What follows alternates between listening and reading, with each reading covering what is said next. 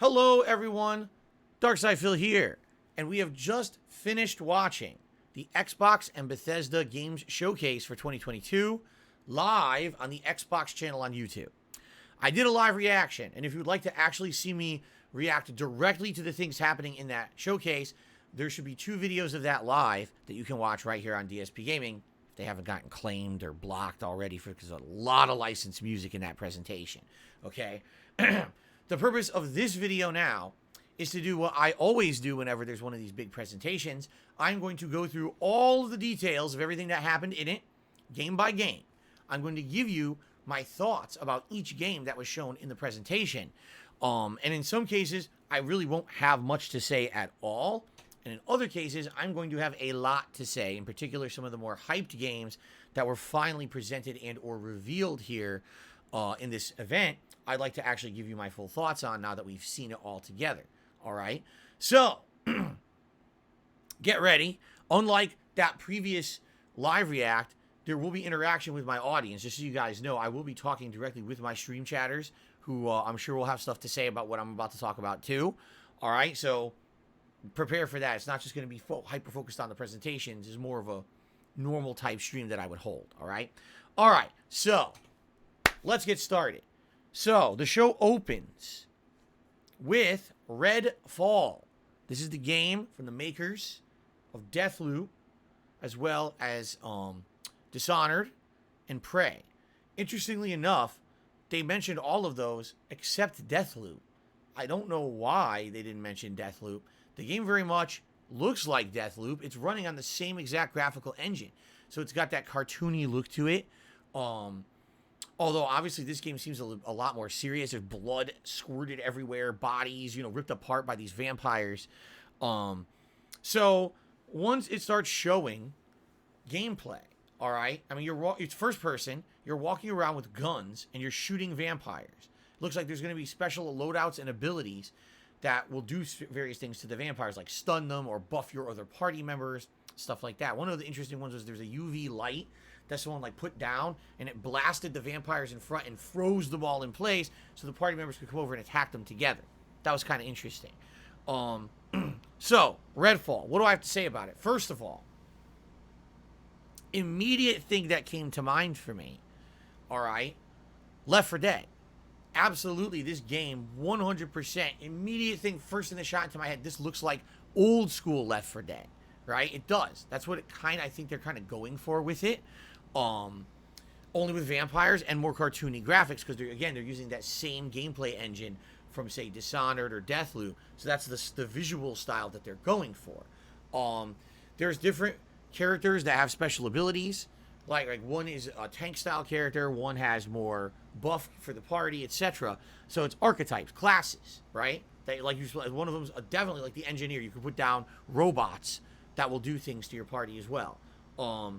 So you kind of seen this game before. It's a team co-op game where I think they said it was 4-player. I could be wrong. You team up, with people online to take on these waves of vampires and hunt them down, or you can play it by yourself. Although, admittedly, I don't know who would want to play this style of game by yourself. Again, it's like Left 4 Dead.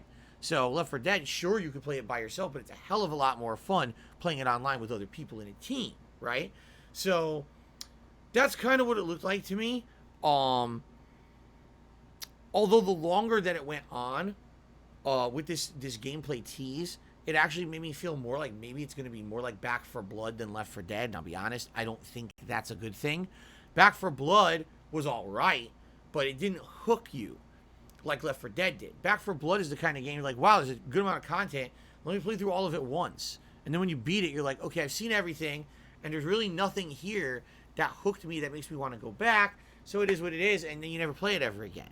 As opposed to Left 4 Dead had that addictive formula of, oh, it's cool, the stages, you want to keep going back, doing them at higher difficulties, trying to do better with a team and all of that. And I remember Left 4 Dead came out at the era when they had new achievements and things on Xbox, so it was cool to try to replay the stages and get all the achievements and everything in the game. I don't know if this game will have that. It seems like it may be more like Back 4 Blood. How will it be received? I'm not sure. I mean, when you basically are playing Left 4 Dead or Back 4 Blood with vampires instead of zombies, you know, I think it'll be a little different because obviously you're not going to be fighting ridiculous amount of enemies and hordes of zombies. You'll be fighting the vampires, but I don't know. I kind of reserve my judgment until I actually get a chance to play it.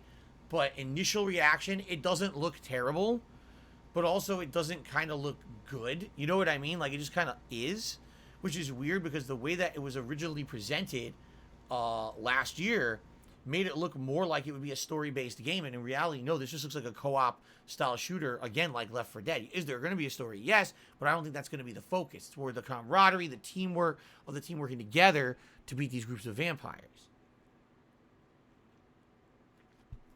So, it's coming out in 2023 on Game Pass. That's all I said. No date. Okay. Up next, the second game was Hollow Knight, but a new one called Silk Song. Now, for clarification purposes, I don't know if this is a DLC for the original game or a brand new game. This is not clear. What it does, they show some gameplay. You're now a female protagonist, and it looks very similar to the gameplay of Hollow Knight. Obviously, there's probably going to be some new things. But I don't. Again, it wasn't clear watching the show. Is this a DLC or is this a brand new game? What was clear is that it's not even close to being done because it didn't even have a release date. They didn't even have a release year. So they must not have any idea how far along they are with the development of this. I was shocked that they didn't even say, 2022 or 2023. They gave nothing, zero. So, I mean, I looked at it, and what's funny is Hollow Knight, I played very shortly. I played maybe like a half an hour to an hour of it during a marathon, a year or two ago. And everyone always asked me would I go back to it. And I said, if people want to see it, I do things like viewers' choice events or whatever. And it's basically never won a poll or anything, all right? It seems like Hollow Knight does have a large amount of fans that would like to see me play the game. And actually, over the last year, the topic came up, well, Phil, when the new Hollow Knight comes out, all right, would you just play it as a new release? To which I said, if there's demand for it at that time, yes, I would. I would play it as a new release. Maybe that would be a good entry point for me for the series. I don't know when this game's coming out. And it's funny because people last year were of the impression it was coming out soon, and now here we are a year later, and we have no date, right? I'm actually being told in my chat right now that Silk Song, has actually been in development hell for quite some time. And for those of you who have enjoyed, Hollow Knight, you're probably incredibly disappointed that we all watched this today and we still don't have any information on when it's coming out. I would be frustrated too. So, I mean, Silk Song looks good. It's just a shame we have zero info about it. You would think today they would have had an update, and there's no update. So there you go. Okay. Up next was a game that looked interesting and looked funny, but the question that remained in my head the entire time I was watching this presentation is, will the humor outstay its welcome, is what I should have said. So the name of the game, it is called High on Life. Okay, it's a first-person shooter from the makers of Rick and Morty, the television series. Okay, so just by that, if you know that kind of humor that Rick and Morty has, yes, this game has that kind of visual style and has that kind of humor. In a unique twist, all the weapons you use in this game talk to you. They actually talk to you about how to use them. They comment on situations where you use them. So, for example, there's a talking knife. And he says, stabby, stab that thing, stab it. And you stab them with the knife. And there was a gun that apparently had little, creatures in it. And as you fired, the creatures would jump out and attack and eat the enemies around. And the gun would be like, oh, my progeny, shoot them out there. They'll do the job and stuff like that. And basically it was like, you're not by yourself the whole game. You have a companion you're talking to in your weapon. All right? Now, again, at first, on paper, that sounds interesting. But my wonder is it going to be incredibly boring once you've heard all the dialogue this guy has to say? This gun, will it never stop yapping? Will it never shut up? What happens once you've heard all the dialogue options, you've exhausted them all? Does it then do them all in a loop over and over to the point where you're so annoyed because your weapon won't shut the fuck up? You know what I mean? And again, the humor aspect will likely work for a bit. But if it's really a first-person shooter, and I don't know how difficult the game will be, But if it has a level of challenge, it's like eventually you want the game to get more serious. Will it get more serious, or will it always just be this really weird, cartoony, jokester style game? I don't know. Anyway, it looked interesting to me. All right, it did. It intrigued me, and it's actually coming out on October 2022 on Game Pass. So that we no set date, but a general window. And I would say I am definitely interested in checking out this game during that window. Absolutely, that sounds like something I would be interested in, because it's on Game Pass. And the thing is, here's the thing: there's no pressure, because if it's on Game Pass and you play it and you get bored of it or it annoys you because the game won't shut up, then you could just stop playing it and you didn't lose anything. You see what I'm saying? There's no reason to buy it outright, and therefore there's no risk. There could only be reward, right? So, I liked the premise of the game, and I'm interested in it. High on life. Okay? Then Sarah Bond, who is a Microsoft employee. I'm not sure exactly what her role is, but I've seen her on social media posting up about Microsoft stuff all the time, or Xbox stuff, I should say. Basically said, everything coming up in this presentation, every single game that they're about to present, is coming out for release in the next 12 months. And that's what they wanted to focus on. Games that are in the near future.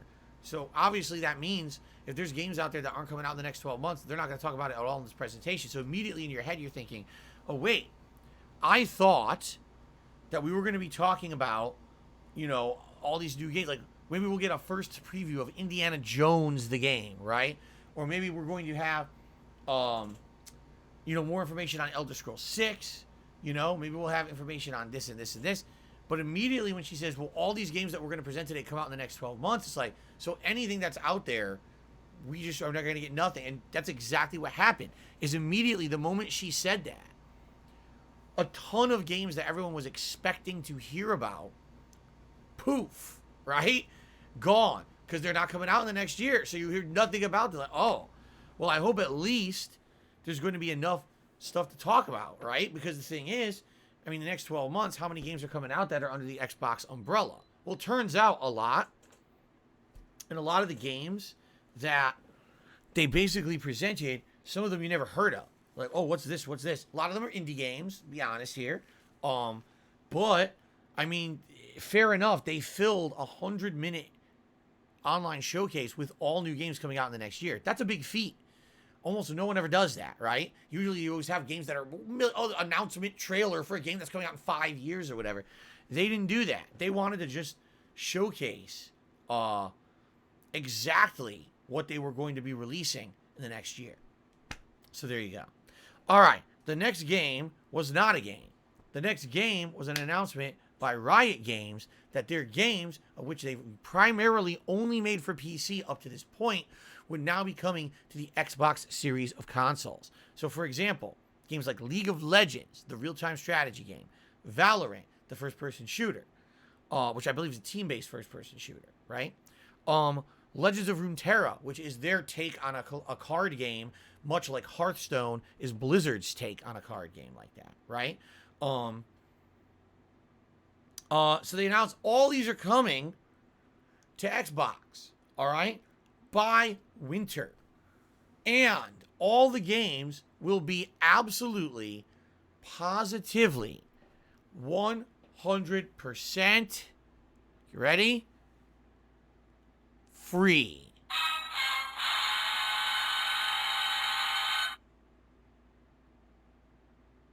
Except for microtransactions. But they will be free on Game Pass. Oh, they're not. Wait, what?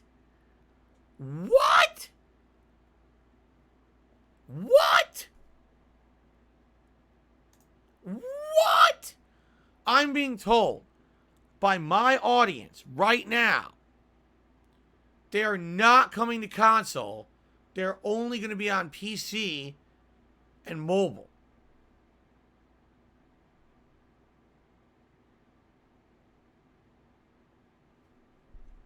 What? I was watching this presentation live with all of you. This presentation led me, the way that they presented it, led me to believe it was coming to Xbox. And people are now telling me it's not. So what's the fucking point of the announcement? You could get them on PC and mobile right fucking now. Is the announcement that if you get them via Game Pass, you get bonuses or something? Who cares?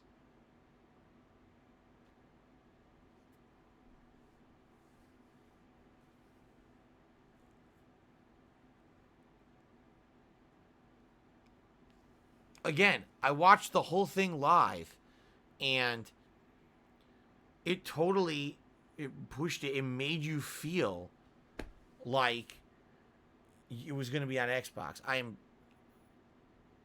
appalled right now. You want to talk about a horrible waste of an announcement? That was it. What a waste of a segment.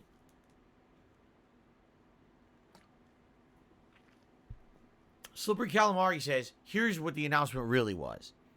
All of those games are free to play right now anyway. But if you have Game Pass, you will have all kinds of in-game characters and content unlocked. It's essentially thousands of dollars for free.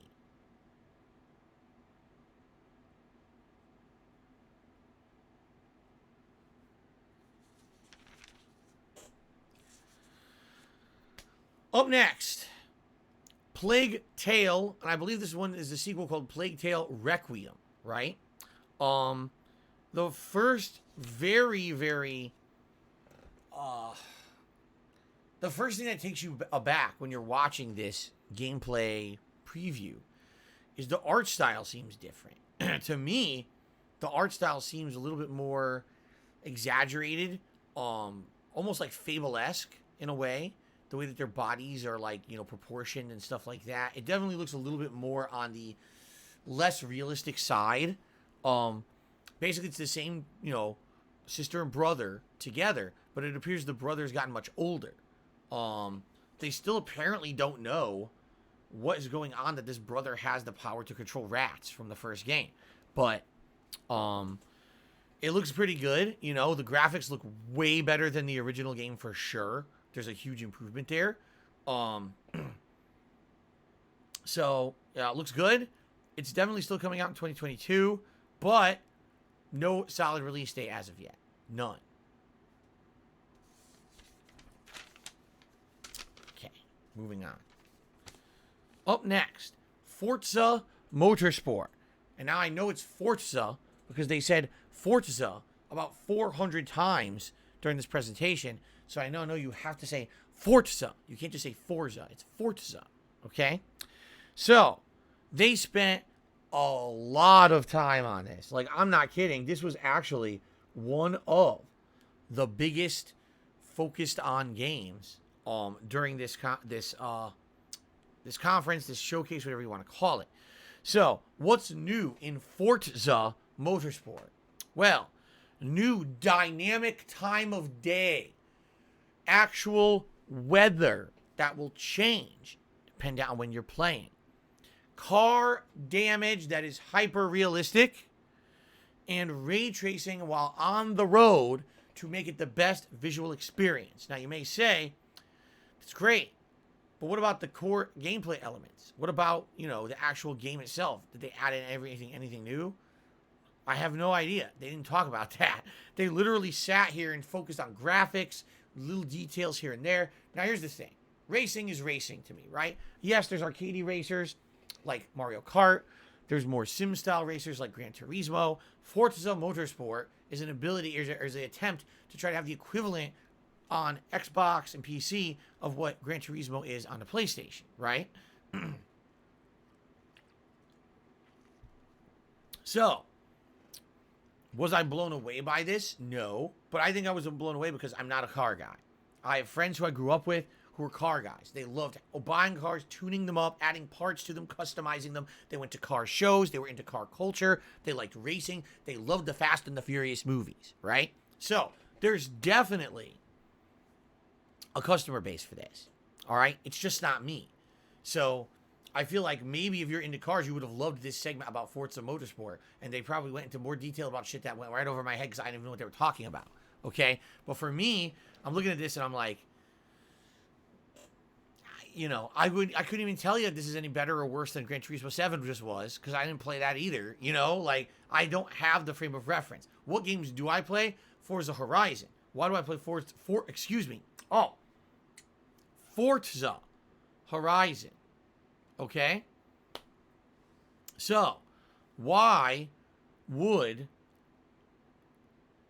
I like that over this? Because Forza Horizon is open world, has a variety of driving style content, including stunts and over-the-top stuff, amazing visuals. Like, they're trying to recreate real places wherever you are, like Great Britain or Mexico. And it's fun. You drive around, you have all these objectives and things you can do. Forza Motorsport is a sim game. It simulates driving on a track. To me, that's like I might as well watch fucking grass grow outside. You know what I'm saying? Like, I'd rather sit there and stare at Jasper's fur and watch as the fur grows micromillimeters on his body. That's more interesting to me than driving a car in a generic track in a circle 400 times. I'm just saying. It's just not very interesting to me. I like more variety or exploration or whatever. I like that. I don't care about the fact that the cars look hyper realistic, have realistic damage, that the tracks are nicer or whatever. I don't care about that. So for me, this game goes over my head and I have no real interest in it. But if you're into driving games, you might like it. Okay? All right. The next game, Flight Simulator 40th Anniversary. Now, to be fair here, I don't know if this is a new game or not. They didn't really explain it that well. They said, oh, this year's the 40th anniversary of Flight Sim. So it said Flight Sim 40th Anniversary with a Halo DLC where you can fly, was it the Pelican? And that's available right now. You can get the Pelican DLC for that if you want. Then they said that basically this 40th anniversary, whatever it is, will be out in November. Now, I'm going to assume that it's probably an update for the existing game. I mean, you would think if this was a new game, they would have actually been pushing it as such, and they really weren't. They were just showing a bunch of planes flying around with really detailed graphics. It was actually funny, because I made the comment, gee, I played this all last summer. You know, we did many streams of Flight Sim on my Xbox Series X. It's like, I certainly don't recall the game looking this good on my Xbox Series X. To which some people responded, that's because I was playing it on Xbox Series X. That if I've been playing it on PC all along, PC version is like superb, looks great. And it's actually a nerfed, watered down version of this game that they've put on consoles, and that's why it didn't look that good at all when I played it last summer. So, I got the shaft basically, because you know, I played it on my Xbox Series X under Game Pass, and I enjoyed it, by the way. We had a lot of fun with it, going around these different world landmarks, as well, like doing aerial tourism of these areas, right? But it's kind of disheartening that the game, when you kind of scrutinize it up close, that everything kind of looked crappy. So, I guess this new version is better. I don't know what content overall it's going to have in it, the 40th anniversary. They didn't really outline everything, but I guess it'll be interesting to see. And by the way, I'm assuming this is free for those who have it, so I have it on Xbox Series X. I should get this in November. This I guess, expansion content, whatever it is, right? Okay. Next, they presented Overwatch 2, which looks very familiar. It kind of looks like a game. You may have heard about this one before, all right? Overwatch 1, it literally looks exactly the same. The characters look slightly different, but outside of that, it looks like they didn't even really change much. It's basically that. Now, they did do an announcement of a new character that on the wall it was written that her name is the Wastelander, and she has kind of an Aussie accent and is about to do a fight in a dome or an arena that kind of looks like something from Mad Max, like Thunderdome or something. And it said this game is going to be coming out in October. All right, there will be free to play. There will not be a purchase involved. It will be a free to play game. And there will be an early access to it in October that some people will actually be able to play the game. Now, do I believe that a common person will be able to play this game in October? Probably not. Probably what's going to end up happening is the gaming media, journalists, fucking, you know, especially selected content creators will be able to play it. They did not give a date when the game will be free for all. All they said is there is to be this exclusive early version of the game that you can play in October. Okay?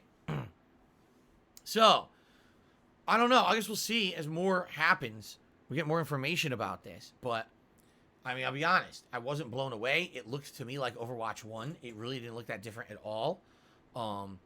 It looked like maybe they didn't want to even change some of the characters from Overwatch 1 that are in it, so they play almost exactly the same. It was looking at it like, oh, I know that ability, I recognize that ability, right? So I don't know. You know, Overwatch 1 launched in 2016. The gaming landscape was very different back then. I think people were looking for more co-op style games and things like this. I mean, we're many years later now. The gaming landscape has definitely changed. Those kind of games are a dime a dozen now, right? Those co-op shooters and everything. So, will this game have the same kind of clout and traction that it did, you know, 6+ years ago in the modern day? I don't know. I'll be honest, I really don't know if it will.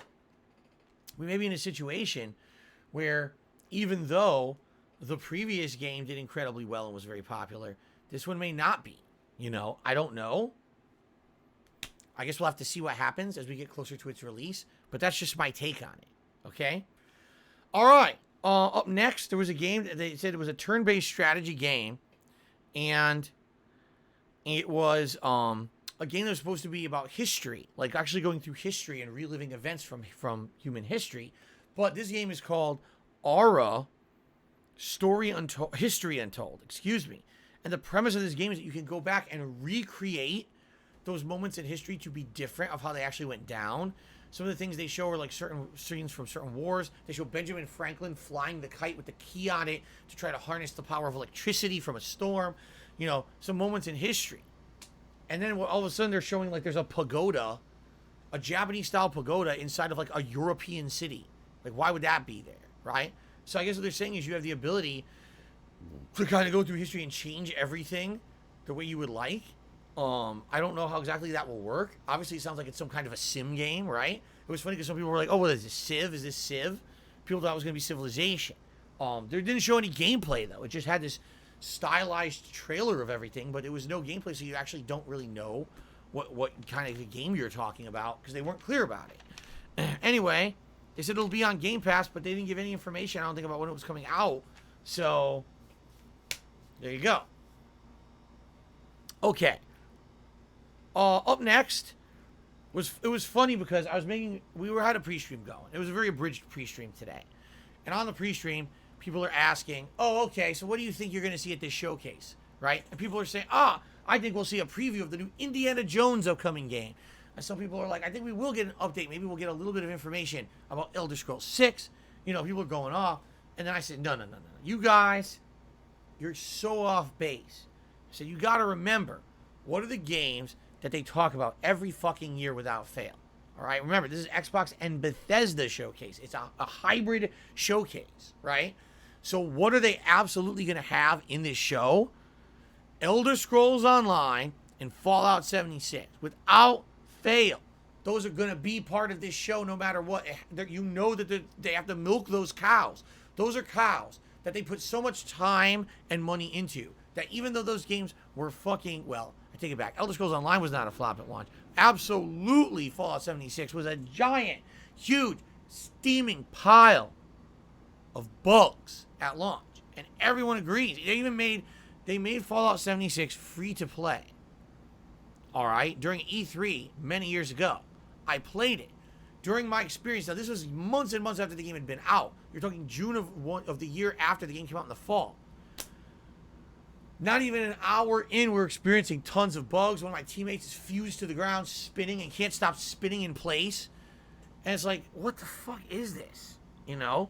Like, there was literally nothing interesting about the game. It was so boring. But, you know, again, here's the thing.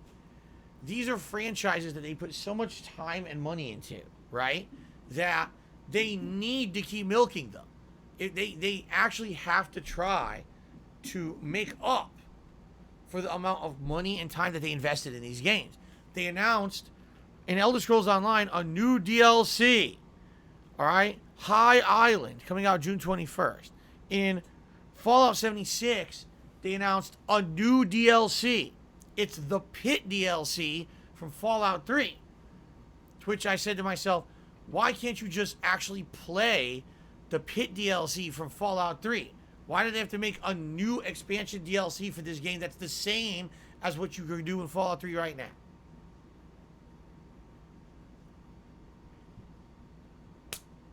So, yeah, I knew it. I knew they were going there. I said, I guarantee you every year this will always keep going. They're going to keep mentioning their MMOs no matter what. I mean, how long? I remember, I'm not kidding you now. You ready for this? I challenge you. I challenge you. Go back to 2015. Go back to my coverage of E3. That was the year when Bethesda first did their own showcase show, separate from having their games all shown off on other industry shows. Like, for example, sometimes one of their games would be shown at a Sony event. Sometimes one of their games would be shown at a Microsoft event. This was the first year where they wanted to branch out for themselves because they felt they had so much going in one year. All right, this was the year they announced the reboot of Doom. This was the year when there was announcements about the Wolfenstein franchise. Yes, this was the year when they announced Fallout 4 would be coming out. No one even knew or confirmed that Fallout 4 was a real thing yet. And not only did they announce it and confirm it, they said it's coming out in the fall. So this was the year when everyone was blown away and everyone said, wow, that Bethesda conference was the best conference ever done in the history of E3. So many new game announcements, so much that was coming out soon. Everyone was, wow, this is amazing. All right? What did they talk about in that press conference? Yes, Elder Scrolls Online. That long ago, they were talking about the DLC expansions and shit for it. That long ago. Here we are in 2022. It's still a yearly thing.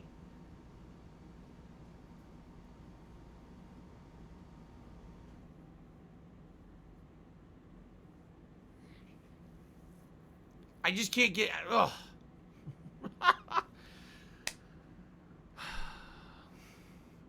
It's not a bad thing they're supporting the game, but there is a thing called the dead horse. You know what I mean? Like, how long will you support that game before you decide to do something new or different? And I understand you might say, well, we don't want a sequel to Elder Scrolls Online.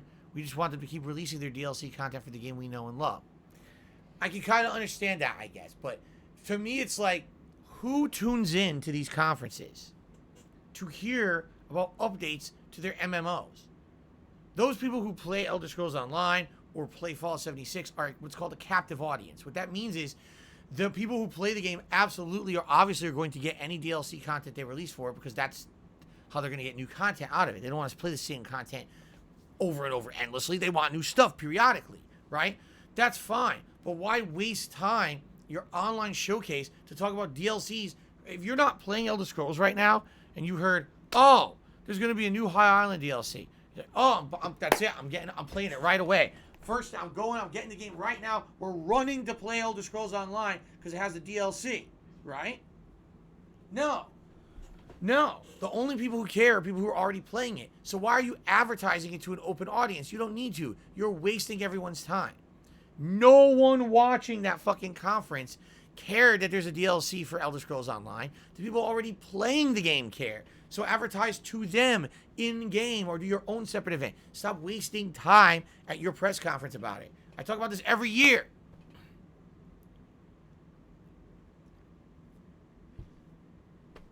Okay. Also, Forza Horizon 5 is getting a Hot Wheels DLC. Admittedly, the Hot Wheels DLC looks kind of cool. You're driving on Hot Wheels plastic tracks that are giant life-size. You're doing huge loop-de-loops into the air. You know, especially if you like that kind of thing. If you were into the car thing when you were a kid and you played with the cars or whatever, you'll probably absolutely love this DLC. However, I'm not, as I already said previously with Forza Motorsport, I'm not into that car culture. I never was. So I had friends who were, but I was never into it at all. And therefore, you know, I don't really care about a DLC for Forza Horizon that's going to turn you into a little car. You'll drive around like a Hot Wheels car in a track. I don't care. I'm sure some people will, but I don't care. Okay? Just being honest. Okay. Continuing on. So, there's a sequel to a game that I've never played The trailer shows a dodo bird eating something, then dinosaurs come and eat the dodo bird, and then a giant T-Rex walks in, but the T-Rex is wearing body armor. Vin Diesel is riding the T-Rex with body paint and all over his face. He looks like a tribal guy, and there's another kid on there, and he's rearing it up. And then all of a sudden, a whole bunch of sports cars start driving up, and they're doing all kinds of drifting and spinning. They're turning on their neon lights. They're reflecting down into a pool. It's really cool, and then they all drive off and evade the cops that are led by Dwayne Johnson that are chasing them. Okay, I got a little carried away. Most of that didn't happen. But Vin Diesel's in the game, apparently. It's Arc 2. Now, I never played Arc 1, so I don't know anything about it. Besides, I guess it's supposed to be some kind of a survival game. So I guess there's a sequel to Arc coming out, Arc 2, and apparently Vin Diesel is in it, unless they've literally stolen his likeness completely and without his permission put a character that looks just like him into the game. He's in it. Okay? So they did say it'll be out in 2023, but that was it. No real full information about this. Okay? Oh, yeah? Semi-Nef says Arc 1's frame rate sucks ass. That's a shame.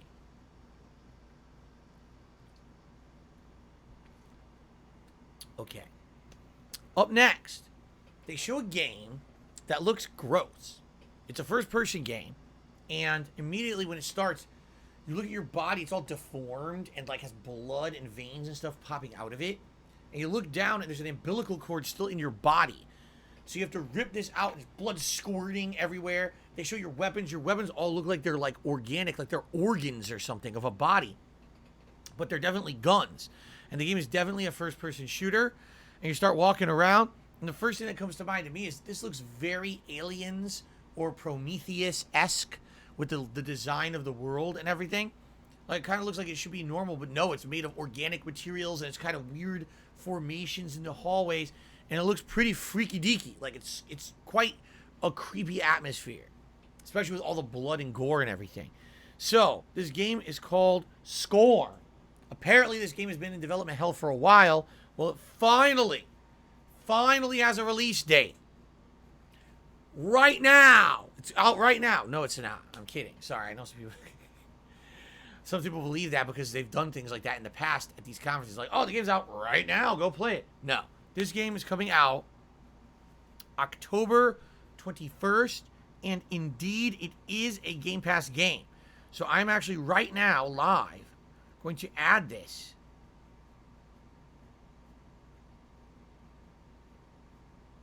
Fuck, what did I just do? Oh, shit. I deleted a release date. What's the date of Forspoken? I deleted it. Like a fucking asshole. If someone could tell me the release date of Forspoken, I would appreciate it. But this game is coming out October 21st.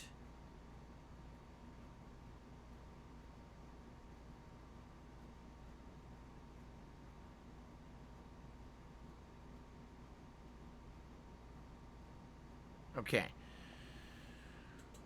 Anyone know when Forspoken's coming out so I can fix my list because I fucked it up? I deleted the date by accident.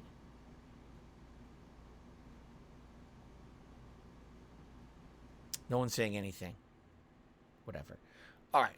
Oh, October 11th? Thank you. Because that is earlier. Okay. October's starting to stack up to be a full month now. Midnight Suns, Forspoken, Scorn, Gotham Knights, and Modern Warfare 2 so far. Okay? But as a Game Pass game, I'm stoked. I want to try Scorn now. I hope it's good. It's Game Pass, so there's no risk, and it looks unique, although it might be maybe a gross-out game. I don't know. I guess we'll have to see. But,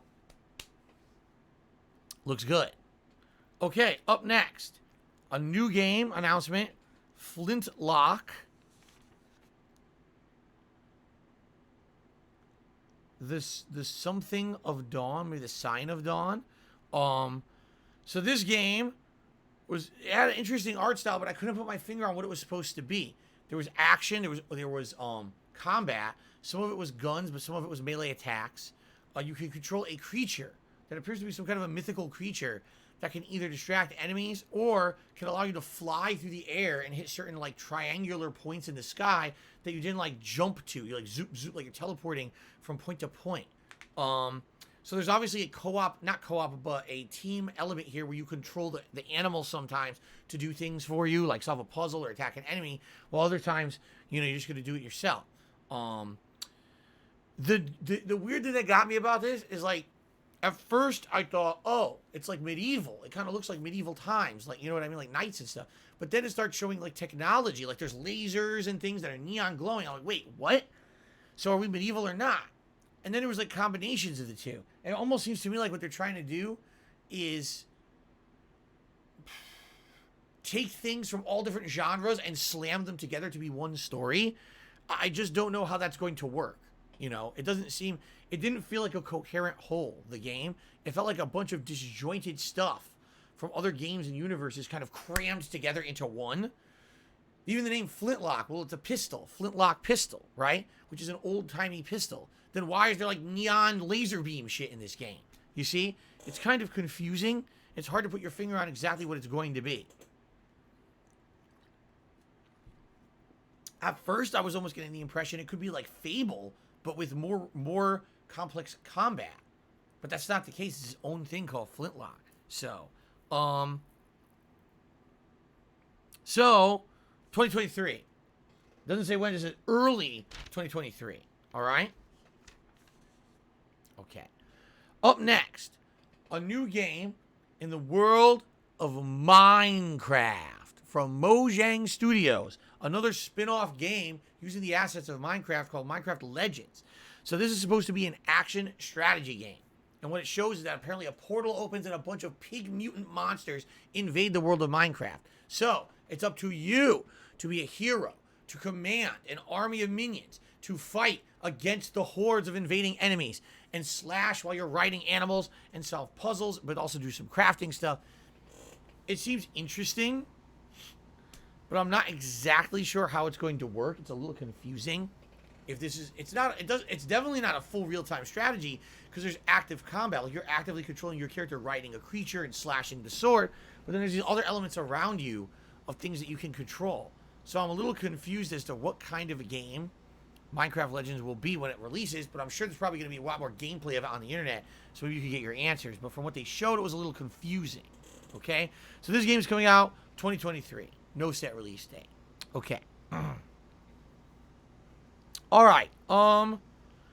So then they show a game where someone is touching down on a planet in a mech.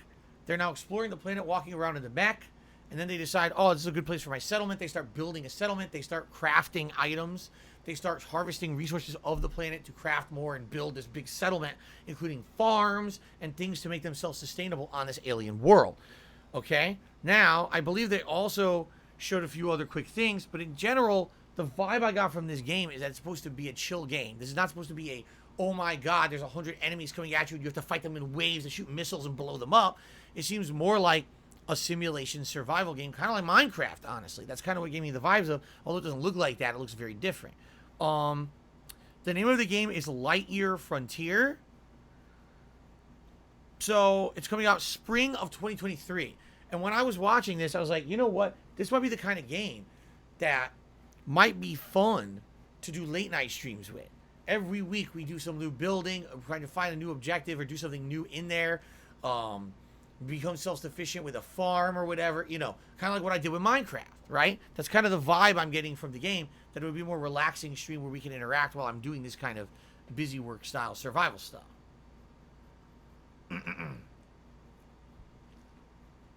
So there you go. Interesting. That's coming out spring 2023, as I said. So then they start showing a game where it's a bunch of anthropomorphic animals. I swear they were all cats, but then some of the enemies were definitely not cats.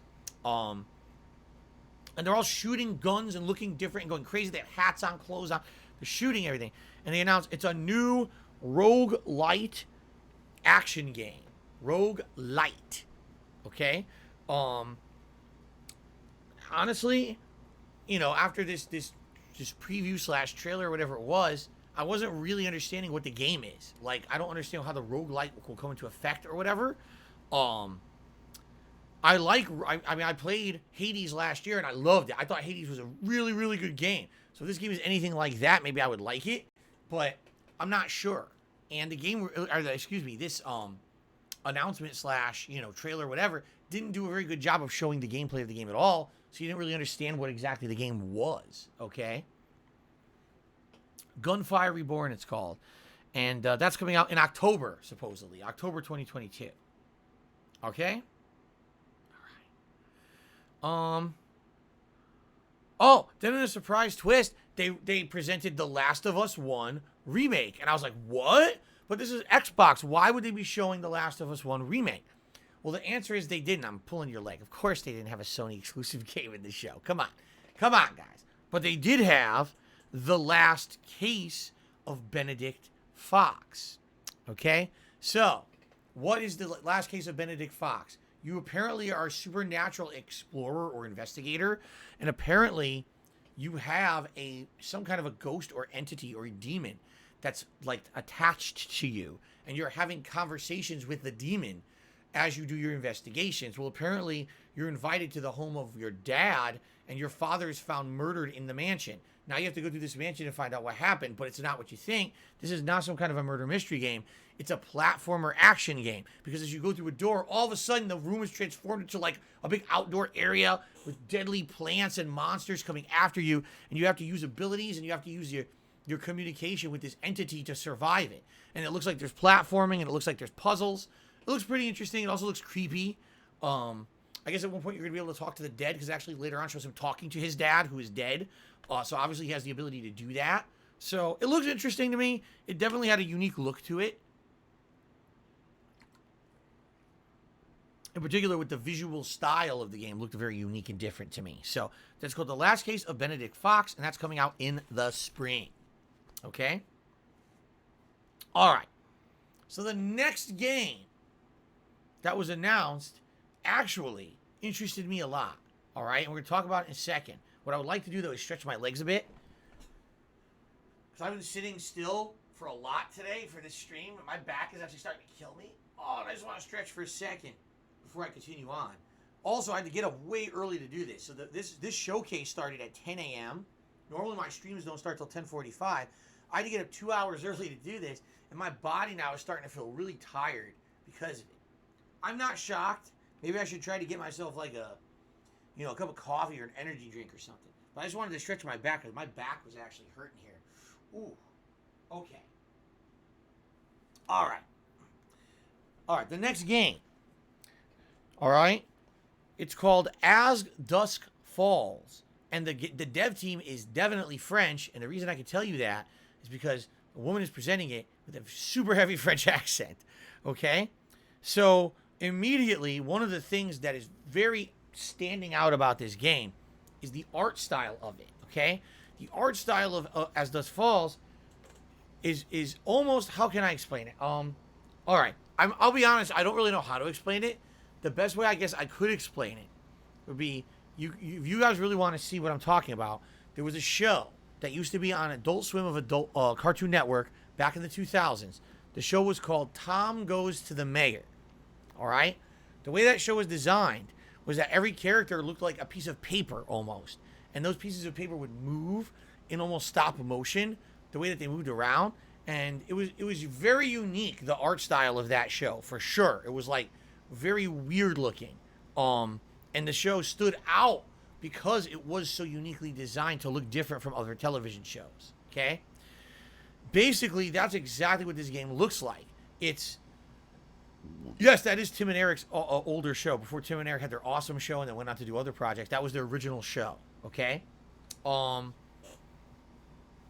So, this game has an art style where the characters are not fully recorded or mocapped. It's just like their bodies look like paintings almost. Almost like watercolor art, right? Or maybe like a really high-end comic book style art.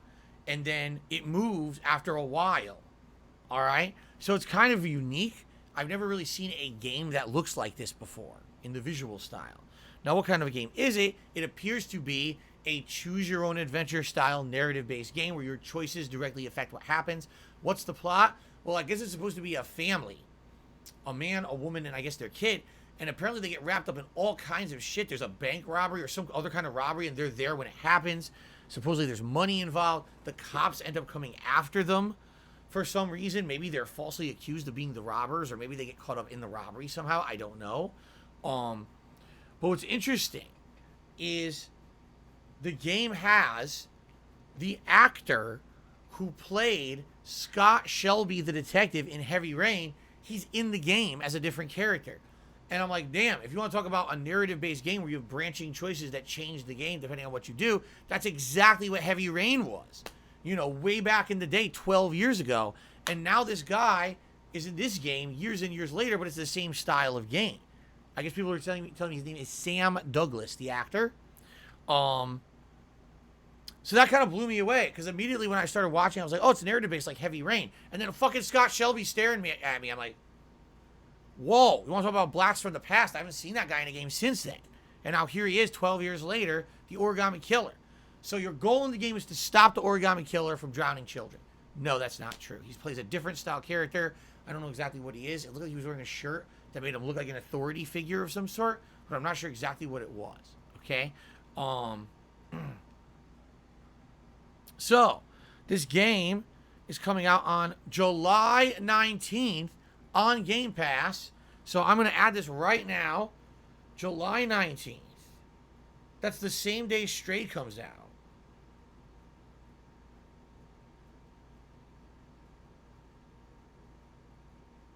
All right.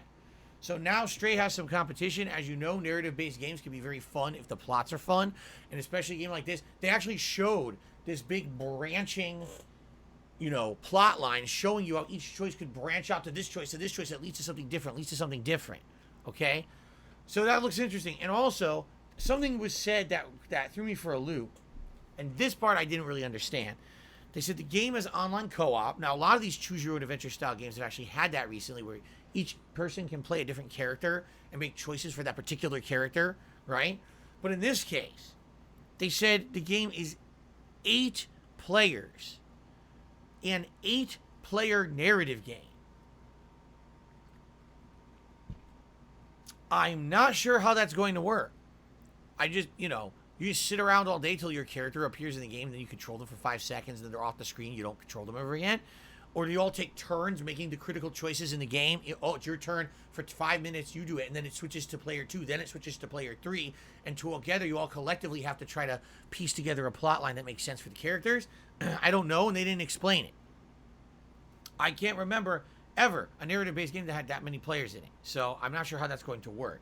But the game looked intriguing to me. I like that narrative style of game. The art style is unique, and it's on Game Pass July 19th as Dusk Falls, starring Scott Shelby. Okay, it's not Scott Shelby, but it's the actor who played Scott Shelby in Heavy Rain. That got me excited.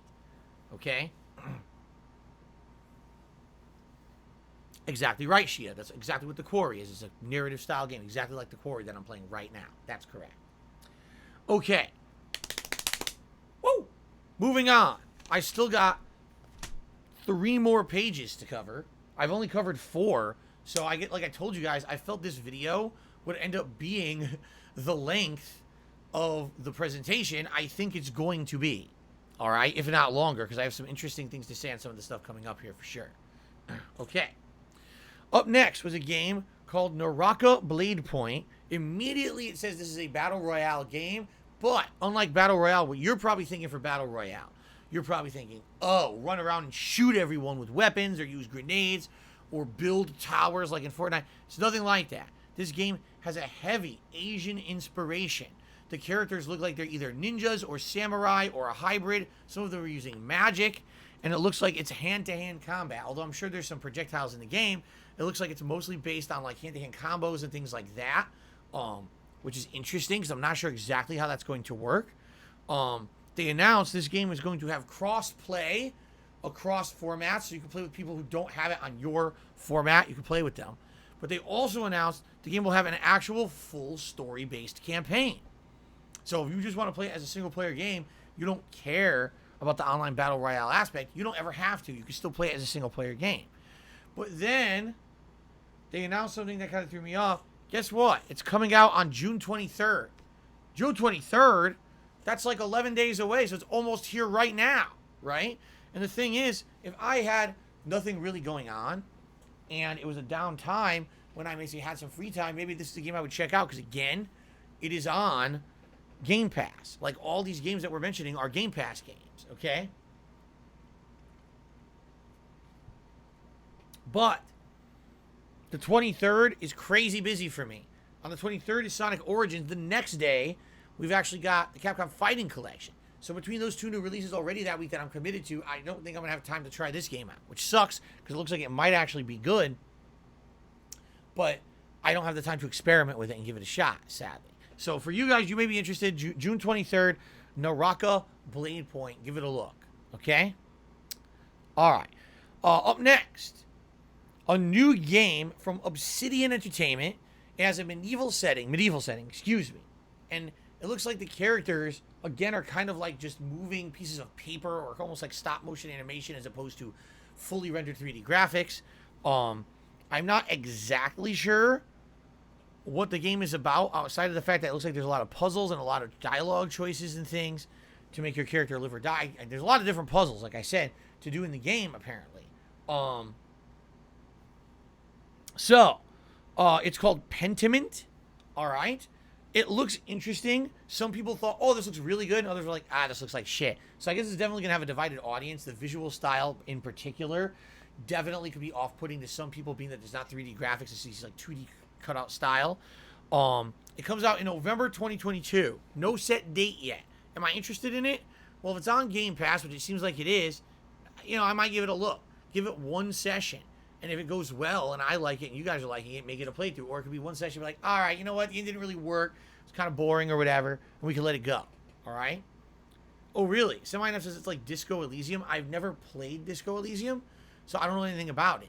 I guess you're saying this is like better than Disco Elysium. I don't know.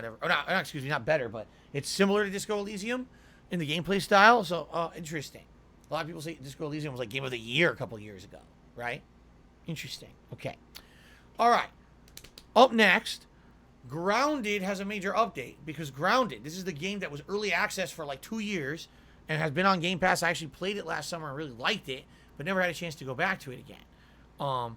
Is now going full-fledged game release, and what I mean by that is not only is it just the survival aspect in the yard, but it has a full-on story mode with a robot that's guiding you around the backyard, trying to tell you what happened while you're there, trying to keep you alive as you provide like thing data for it and stuff, and it gets to do abilities and stuff.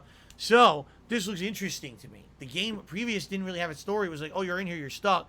Now here's the steps you need to take to survive, and you would start doing those steps. In this case, it's like, oh, there's actually a story behind why you got shrunk and why you're in the yard. It's not just a ripoff of Honey, I Shrunk the Kids. Okay? So that's interesting to me. That's coming out in September, the full-fledged game. Okay? No set date, though. Okay, up next is a game called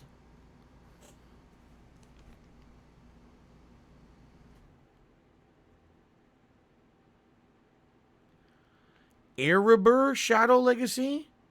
Ereburr Shadow Legacy? I can't read my own handwriting. Anyway, it's a cel-shaded game. You play a ninja-looking character that's using stealth to get through a city, and there's robots that have infested the city, and you're using stealth and combat to take them down. That's really all you could tell from the gameplay that they showed. It's very, very simplistic what they showed. It didn't go too complex. If you like stealth, you're probably really going to like this game. Personally, I could skip the stealth. So for me, probably not too interesting, but for others, maybe. And they said that's coming out next year in 2023. Okay.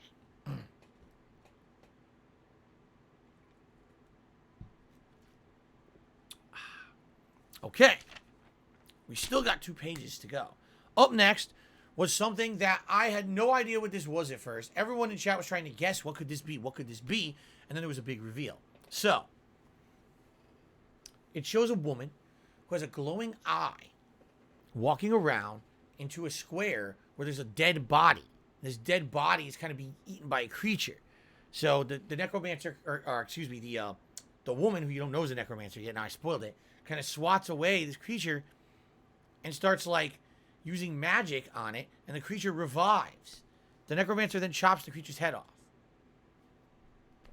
Okay? So then it shows this woman kind of running around and encounters a ton of enemies that all look like werewolves. And so she raises like her staff and summons a ton of skeleton creatures behind her. And then there's the big announcement reveal, because at this point, this is not gameplay. This is all cinematic stuff. You don't know what you're looking at. And they announce this is actually the new class that will be in Elder Scrolls Online. I was like, oh my God, they got me again. I can't believe it. No, it wasn't Elder Scrolls Online. However, it was Diablo 4. Okay? So, you'll have your typical classes that have already been in Diablo 4. And now this new class, the Necromancer. Then they start showing gameplay. And, you know, I'll be honest. It's not that I don't like Diablo. I do. But it just looks kind of all like samey to me. Right? It does. It's like, oh, okay, you're going to run around. There's going to be a bunch of enemies you got to fight. Sometimes you can summon a familiar or something to draw the aggro. The melee characters doing big spinning attacks that are hitting area of effect. The magic users using big arcing spells. Oh, if you're a necromancer, you can summon the skeletons and creatures that are fighting for you, and then you buff them. I'm like, I'm not saying it looks bad at all. I'm just saying it looks just like typical Diablo. Like, I don't even know what to tell you about it, because it kind of looks the same to me. All right? The gameplay elements, anyway. The narrator went on to talk about certain things. For example, they mentioned that this one is completely open world with no actual established linear path to play it. In previous Diablos, there was a linear path, and yes, you could do side content and stuff around it. You could grind in certain areas to get more powerful before you went to the next. In this case, the whole world is your oyster, and you could go around wherever you want in this game.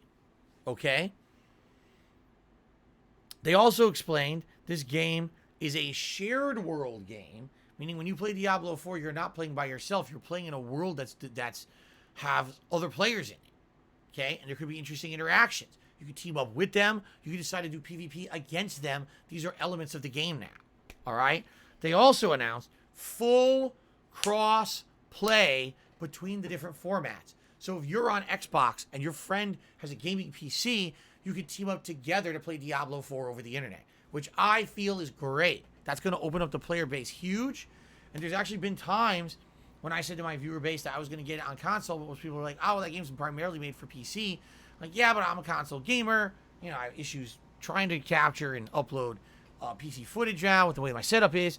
So I want to stick to the console version. Well, now people can buy it on PC and we can still play together anyway. That's pretty cool. Right? I think that's a cool feature. Now, sadly, this is a little disappointing. They didn't really have any information on the release besides 2023, which is so generic. Now, of course, Sarah Bond had said that all the games they were presenting in this are coming in the next 12 months. So this game should be out by June 2023. Okay? All right.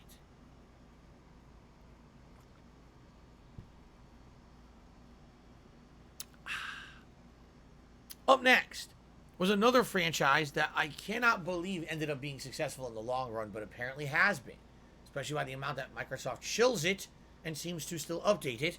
Apparently, we are upon the launch of Season 7 of Sea of Thieves. Remember over the years, right? This game, when it came out, was incredibly bare bones. It was actually considered the launch title for the Xbox Game Pass program. It came out free on Game Pass at launch, and everyone tried it out. I was so bored with this game within like 1 to 2 sessions of it. There was nothing left to do. I had done every style of mission possible, and I was like, what exactly am I supposed to be doing? To which everyone was like, oh, just grind. It's a grindy game. You grind with your friends. You gather loot. You do this. You do that. But I'd seen all the uniqueness of the game, and I was so bored I never played it ever again. All right? Eventually, what ended up happening was my Game Pass expired. I never went back to it. Okay? Now, this game every year has updates. I remember, wasn't it last year, the year before, they had the Pirates of the Caribbean update with Johnny Depp's character, Captain Jack Sparrow, is now in the game and stuff like that. So I was like, oh, interesting. Not Odor says, didn't I appear in Crowcat's video? Maybe I did. I don't remember. He did do one on Sea of Thieves, right? I don't know if I was in it or not. I know he's actually referenced me a couple times in different things. But, what people are talking about is that this guy, Cat, makes videos on YouTube of games that are insanely overhyped, but then at launch completely underdeliver. So he's done videos on things like Cyberpunk 2077, and I believe that he did one here on Sea of Thieves as well. Okay? Oh, he says that I was talking about the Evolution game in it. Oh, that Evolve game you mean? Oh, that game was terrible. Anyway, the thing that gets me, all right. So this presentation is a guy dancing on stage with a band, and he's singing about the season 7. What's coming up in season 7, right? So what's coming up in season 7?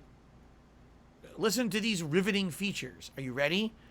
The ability to be a captain. The ability to customize your boat. And the rooms on the boat. More ports, more places to trade stuff in from missions, etc. And of course, then they mentioned a few tweaks and things they're doing to the overall engine. But the major thing that they're advertising about it is you can finally be a ship captain and you can customize your boat. And I'm like, thinking about this, I'm like, I'm thinking back to the launch of the game. And they're absolutely right. Outside of a few basic cosmetic choices that you could have made for your boat at that time at launch, there was no major customization of your boat. It was basically as is, the basic boat. You just had it. Okay? And so I was scratching my chin like, it took them, seriously, how many years to add in something? Right? That sounds to me like it should have been a fucking launch feature. Season 7 of the game allows you to customize your pirate ship. Season 7. What were they adding in seasons 2 through 6? This basic functionality. One of the first things you think would have been part of the game is just being added now. Anyway, apparently Sea of Thieves does have a really large player base at this point. There's people who just like pretending to be a pirate, and they team up with their friends, and they have these social interactions and things. They chill with each other in the game. I get it. I've also heard over the years about some really nasty things about the game, like some really fucked up behind-the-scenes stuff that happens, trolling and abuse of people and systematic harassment of people trying to play the game. But that's neither here nor there. The game has a player base. That's why they keep updating this every year. They talk about it on an Xbox show. So there you have it. Okay? Up next, there's a game called Ravenlock from Annapurna Interactive, interestingly enough. I really enjoyed a lot of the games that I played from Annapurna in the last couple of years. So this one is kind of a take on what I think is like Through the Looking Glass or Alice in Wonderland, where there's a girl who gets sucked into a mirror, and now she's in this really weird fantasy world. A lot of the characters are big pixelated creatures, but it's not a 2D game. It's a 3D game with all these interesting, weird psychedelic experiences and things that she's coming across, including big enemies, monsters, bosses trying to kill her. But there's also big friendly creatures as well. So it looks interesting to me. At least its premise, a whole kind of Alice in Wonderland kind of a deal. There hasn't been a game like that in a million years. So it could probably work. And of course, it's a Game Pass game at launch, coming out in 2023. We don't know when, but it is in development, and I guess it's a Game Pass game. And I said to my audience, that's something I'd be interested in looking at. It looks unique. It actually looks pretty unique to me. Okay? Okay. Then they said from the makers of Inside and Limbo comes a game that appears to be, it's going to be a puzzle platformer with a bunch of mechs and stuff in space. It's called Cocoon. It's coming out in 2023.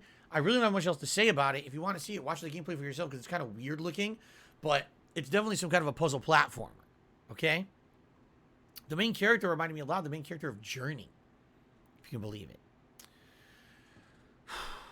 So guys, we are currently almost 70 minutes into my recap reactions. We're getting there, but like I said, there was a lot to talk about. The big one is coming, the one that I'm going to have a lot to talk about, all right? So slap yourselves a weight. We're getting through it.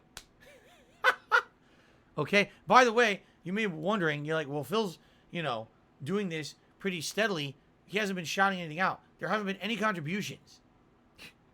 The last tip I got was 2 hours ago. And the last super chat I got was 2 hours ago. So there hasn't been anything new to shout out. So that's why I'm just going with the flow. I would hope that would change, but it is what it is, I guess. We'll see what happens, okay? All right. Continuing on. Team Ninja, all right, has a new game coming out. It's called Wulong Fallen Dynasty. I I really don't know what it is, but what it showed was like feudal China. Oh, excuse me, feudal China. Well, let's try that again. Feudal Japan, but taken over by like ghosts and monsters. Like it's showing like zombies in the streets. It's showing demons possessing warriors and giant dragons that are demon possessed and stuff like that. And so it almost looks like these traditional warriors who normally, actually I take it back, it might be Chinese. It is Chinese, isn't it? Now I'm thinking about it, because the dragon is Chinese style. Yeah, and it's basically, it looks like characters from Dynasty Warriors. That's exactly what it looks like. But it looks like they're being taken over by monsters and things, and then you have to fight them with the warriors. So I'm not sure what kind of a game it is, because they didn't really explain what it was going to be. They did say that it would be Game Pass day one, and it's coming out in early 2023. But that was about it. You're, exactly. Jeff's Gamer says, I thought it was Neo for a second. You kind of got that vibe, a little bit of a Neo vibe from it, just watching it. I agree. But I'm not sure what it is. Okay? All right, now, ladies and gentlemen, they essentially saved the best for last because they made 3 bombshell announcements here on the show to end the show. Thank you, Europe Gaming, for a super chat, or essentially the super sticker of a banana. I appreciate that. You're breaking the 2-hour dead streak. Thank you. Okay, Europe Gaming. Thank you for that.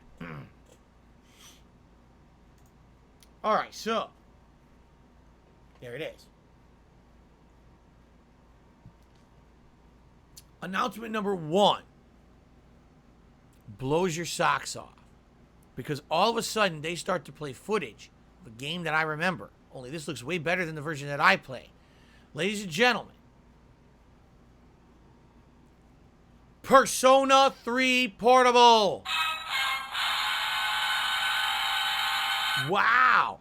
Persona on an Xbox console for the very first time. And they've chosen to start with the most, how can I say, the one that you feel is more, the first of the modernized Personas. Because yes, there's Persona 1 and 2, but Persona 3 Portable is the one that's a more modernized one, that's more palatable, I would feel, to a modern audience. You see, I heard 1 and 2 are very, very different. They're very outdated compared to the others, and people might actually complain about them and say that they're too outdated. You might not like them, so that's why I think they're starting with Persona 3. Okay, but then wait, there's more, because then up next they start playing that familiar theme song that I remember from the very first one that I ever played. Da da da da da da da da da. Da da da da da da da da da da da bum. Okay, I got a little carried away because I really like the music of Persona. The first Persona game I ever played, Persona 4, but this is Persona 4 Golden, the extended edition with the new content and cutscenes for the PlayStation Vita, and this is now also going to be on the Xbox. All right. What's funny is that game really reminds me of Summertime, because I played that RPG over a summertime many years ago. I remember playing it and sharing that with you guys and having a great time live on stream with the game, just having, in general, a really awesome experience with it. And I was glad that you guys introduced me to the Persona franchise with that game. And I really loved the music. I really, really loved the music with that. Okay? But wait. Could there be more? Could there possibly be another exciting announcement when it comes to having Persona games arrive on Xbox consoles? How about Persona 5 Royal, which only has been on PlayStation up to now is going to be on Xbox. Wow! So it's like overload. They announced all 3 major games in the Persona franchise are now going to be on Xbox consoles. Now, the first one coming is Persona 5 Royal, and that's coming on October 21st. Oh, by the way,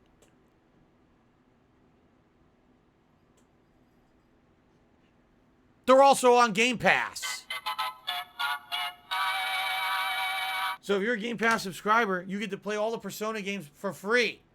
You just get them, and you get to play them. And these are the definitive versions. These are the better versions from the handheld versions or the extended version, which is Royal. This is cool. Don't have to spend money on them. I thought this was a really big announcement. Of course, I over-exaggerated my reaction because that's what everyone wants to do on these live reacts, but I was blown away. I was like, this is great news. Really good news. Now, am I going to run to play these games right away? No. But being able to have the flexibility to play them again in the future and playing the definitive versions of them in full HD visuals, right, on a modern console is awesome. And I was very upset. I was very excited when they announced this. I was like, wow, this is excellent news. Okay? So already, with those announcements, I was getting very excited. All right, but hold on. I have 2 shout-outs to do. Snowcrawl to the $1.50 said, here's a tip to get things going again for one of your most loyal and regular contributing fans. Do you enjoy these kind of React events now? I think they're great. I mean, I'll be honest with you, I enjoy it, but at the same time, I'm talking so much, I'm losing my voice. You know what I mean? Like, I'm doing it so often now. It's just constant talking, and I end up losing my voice. My voice was already hoarse from allergies this week. And now I'm doing this, I'm like, oh, God. I'm talking, I'm never getting a break, you know? It is kind of frustrating in that regard. But, I mean, I enjoy doing it. I just hope that people are liking it because, as you can see, all of a sudden, support froze hours ago. And this is a normal stream for me when normally I'd be doing gameplay, and it looks like it's kind of not doing so well. Sucks. Beastbot to me $1.50 said, thoughts on playing any of the Persona games when they come to Xbox? My vote is Persona 4 Golden, but 3 Portable would be great, as it's drastically different from the version that you originally played. I literally just explained I would be interested in playing them in the future now that they're on Game Pass, but I don't want to do it anytime in the near future. Okay? Okay. Thank you for the tip, Beastbot. Okay.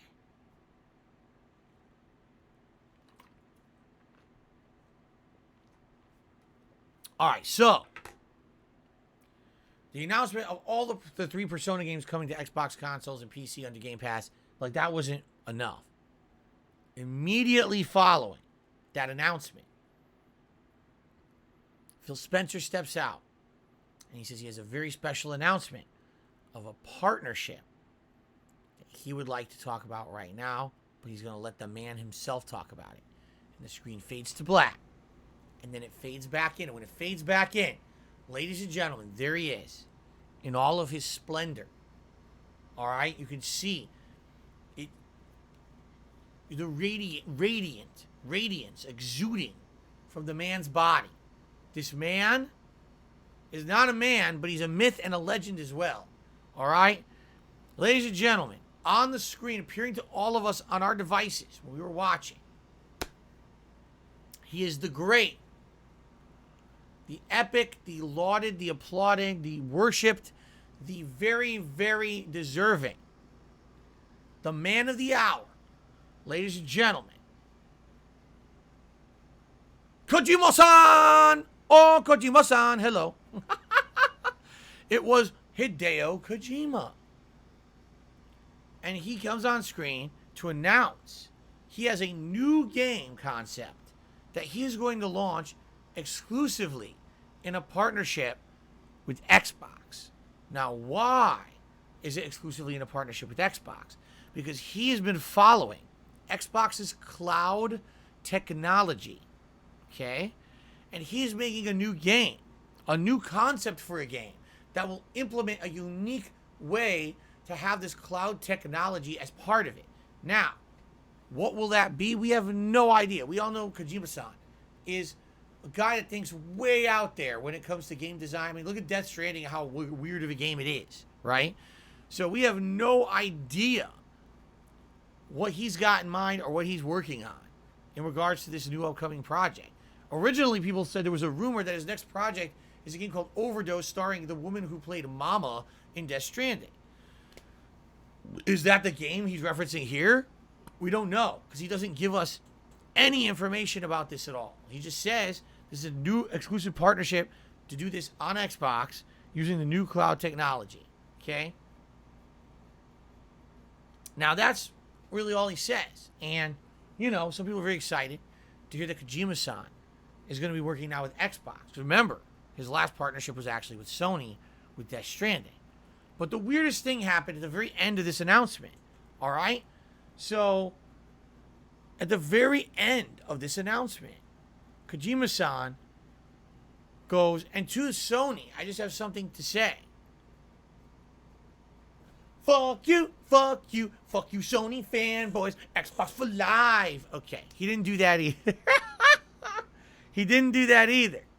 But that's funny because it seems like that's how people behaved. Like they thought, because Kojima-san is now going to have a game that apparently is going to be exclusive to Xbox, much like Death Stranding, right, was on Sony exclusively. It seemed like all of a sudden everyone on the internet was pissed. Oh, why is it on one and not the other? Wait a minute. We thought that he was a Sony guy, and now he's going to Xbox. He's the defector. Defector. So I get the feeling we are going to have discussion about this for a while. There's going to be people arguing about Kojima-san, right, doing this exclusively on Xbox for a while. Although if what he's saying he's doing it there because of the technology, then can you really even fault him? If he has a unique idea for a game and he feels he can only make it work on Xbox because they're doing this cloud stuff, then, I mean, good for him, I guess, right? I'm just curious what the hell kind of game could we be using cloud technology? I can't even think of, that's a delivery service to deliver the game. That's not a way to play a game. You know what I'm saying? Like, I wonder what it could be. And I'm also wondering if it's going to work because, as you know, a lot of the times when cloud saves and cloud streaming of the game, it doesn't work right. Our technology is not really there. Our internet is not really there to be able to handle it. So, I don't know. I guess we're going to find out. We'll probably get more information about this soon. But, yeah, what on earth is he talking about? I have absolutely no idea. It was actually definitely one of the bombshell announcements of this conference. I didn't know what he was talking about, right? I mean, you could only guess. And then when he said, fuck you to Sony, I was like, holy shit, man, this guy's got balls the size of fucking grapefruits. But no, he didn't actually do that. Anyway, all right, the final segment of the show was literally what everyone was waiting for the entirety of the show. We demanded this. We said, we want concrete information. And we want gameplay of Starfield. We've had enough of the teases. We've had enough of showing us a trailer here or there. We want the goods. Deliver the goods to us right now. Right here on my lap. Deliver the goddamn goods now. If you don't, I'll be very upset with you. Well, they did deliver. The goods were delivered on time and intact. So it happened. They delivered the goods.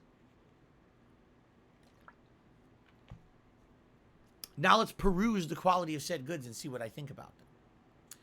So first of all, Todd Howard came out to talk about this, and he personally narrated the entire segment, which was quite lengthy. First, he announces this is an epic RPG, open space exploration.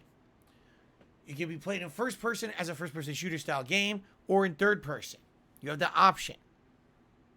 You can explore the galaxy, landing on planets and looking for settlements, or you can just explore the open world in general, looking at the flora and the fauna, deciding whether or not you want to take action against them or not.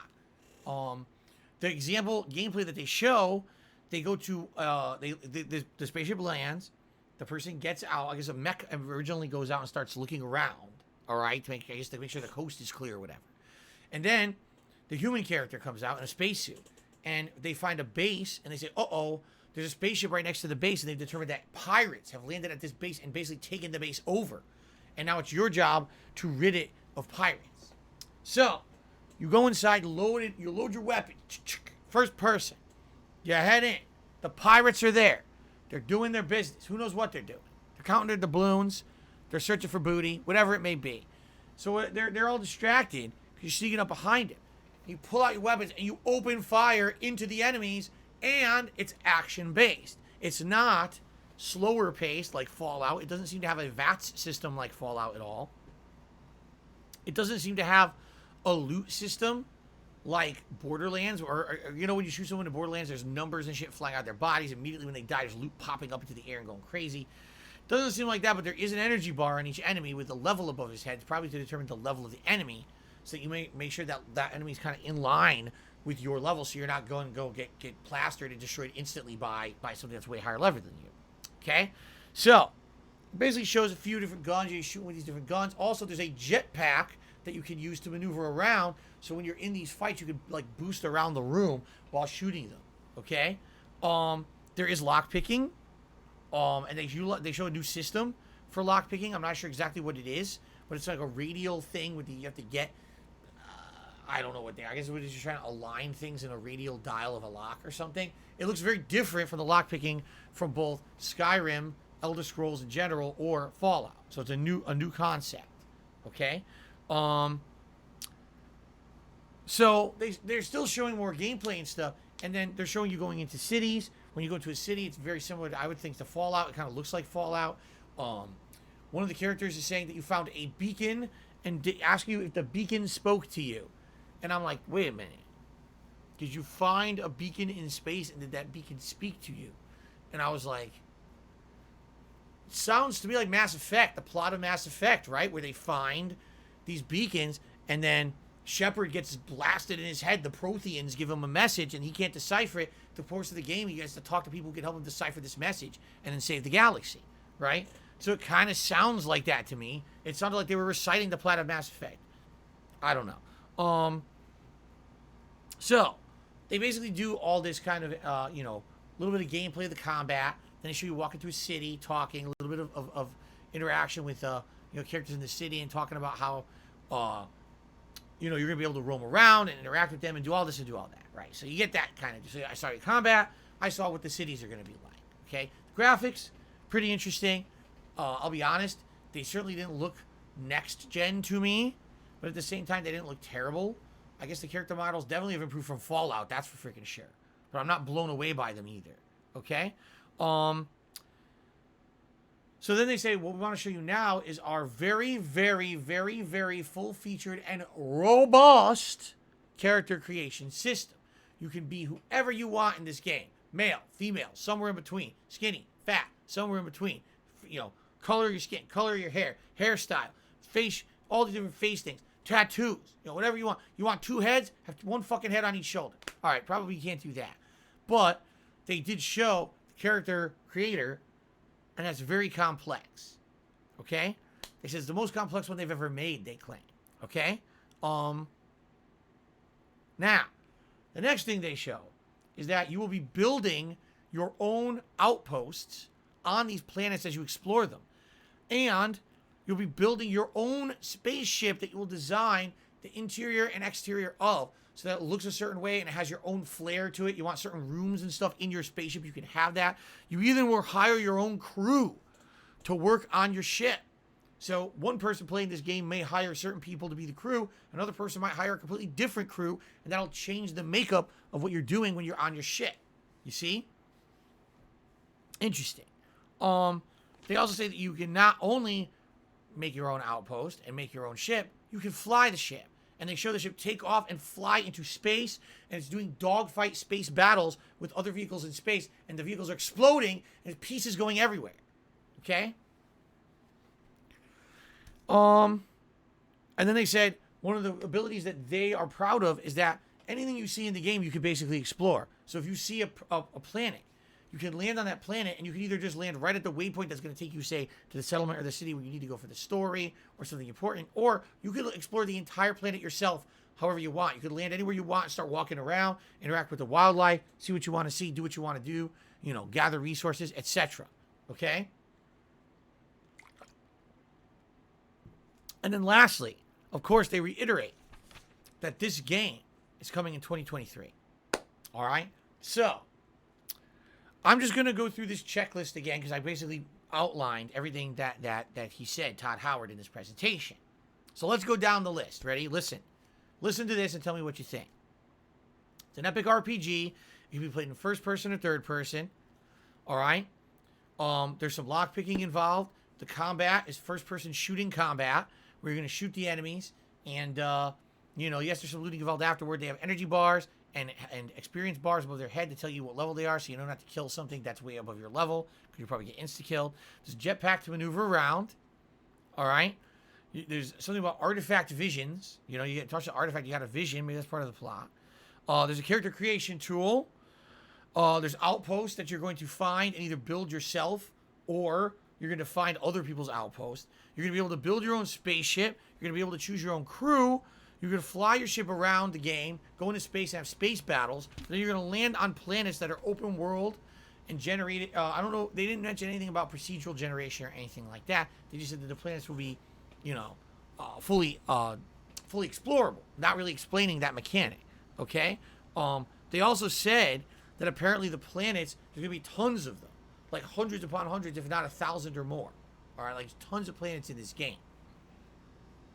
All right?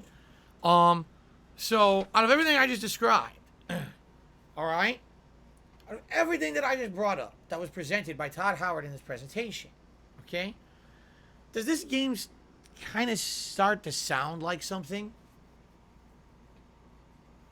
I feel like maybe I played a game once that kind of tried to do this, right? In a game that when I played it, I realized this particular game had overpromised insanely and then underdelivered on said promise, creating one of the most ridiculous bullshit situations in gaming, where people ran out and bought this particular game in droves, expecting the world because that's what was promised to them. And the game was absolutely terrible at launch. It was completely unfinished. The promises were not even close to being lived up to. It was a big disappointment. But over time, the person who actually worked on that game significantly worked his butt off to fix the issues, to improve the game, and to add in the features that they had promised originally. The game that I am talking about, of course, without a doubt, is Rainbow Six Siege. What a mess at launch. Okay, no. The game I'm talking about is No Man's Sky, and the game developer, Sean Murray. Okay? When No Man's Sky came out many, many years ago, it literally was promising everything that it appears Starfield's going to have. Tons of procedural generated planets, and when you go to them, each one is a unique and interesting experience. Crafting, building your own stuff, being able to fly freely through space, being able to encounter aliens in space, right? Discovery of artifacts and interesting things that tie in with lore of aliens and things, all right? So all this was promised to us, all right? And then the game came out, and what happened at launch of No Man's Sky? Oh, man. I mean, where do I begin? The game looked like shit. The game ran like shit. The game was obviously unfinished. When the first thing you try to do is gather resources for crafting. And as you're gathering them, these big stone towers that you're gathering the resources off, there's rocks just floating in the air for no reason. Just there. They're glitched. They don't fall. There's no gravity mechanics. It's glitched, floating forever. You start to explore this game. And as you start to explore, you realize that perhaps random procedural generation is a bad idea. Why? Because when you have a universe full of randomly generated planets, what are the chances, if it really is true RNG, that you're going to have interesting and variety of life on a planet, so you're going to want to explore it? I'll give you an example. Right now, we live in a real universe. Okay, we do. We have documentation of all these planets out there that they exist.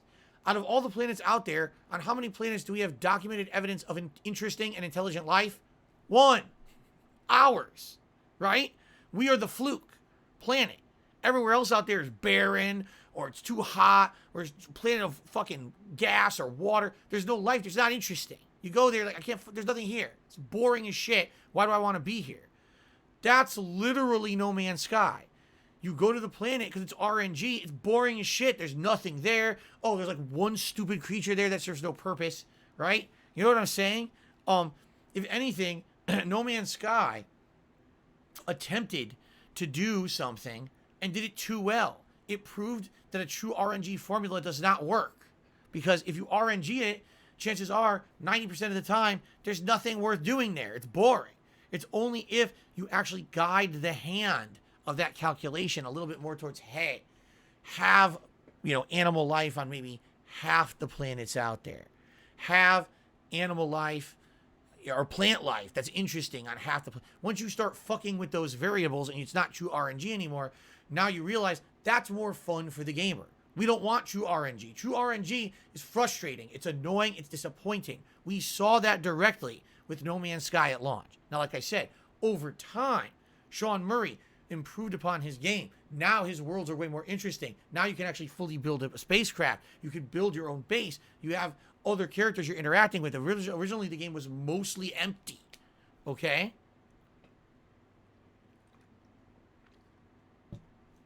Okay. So, that was a long time ago. If you guys aren't aware, No Man's Sky came out in 2016. Okay? That was 6 years ago. So we had 6 years to understand what we would want from an actual space exploration game. It seems to me, at least from initially what was presented to us in this Xbox Bethesda presentation, that Bethesda literally sat back and watched that situation unfold with No Man's Sky and said, what is it that gamers would want from a game that's a space exploration game? Oh, more interesting world, and you can explore them freely, but there's stuff to do in them. Check. Be able to build your own base. Check. Be able to build your own ship and customize it. Check. Epic space battles. Check. Interesting enemies to fight on foot. Check. You know, I keep going. So literally, it looks like they sat back and said, let's learn from the mistakes of Sean Murray, and where he walked, we will run. We will make the game people wanted in No Man's Sky 6 years ago in Starfield. Okay? Now, what do I think about this whole situation? Okay? Well, I guess really the question is, for me anyway, is this something I'm looking for in a game right now? Am I looking for a game that is, you know, open world or open universe exploration, procedurally generated, walking around and exploring and fighting and you know, populating with outposts and you know, upgrading your ship or whatever? So I'm thinking about all this in my head. And I'm thinking essentially what I think this will do.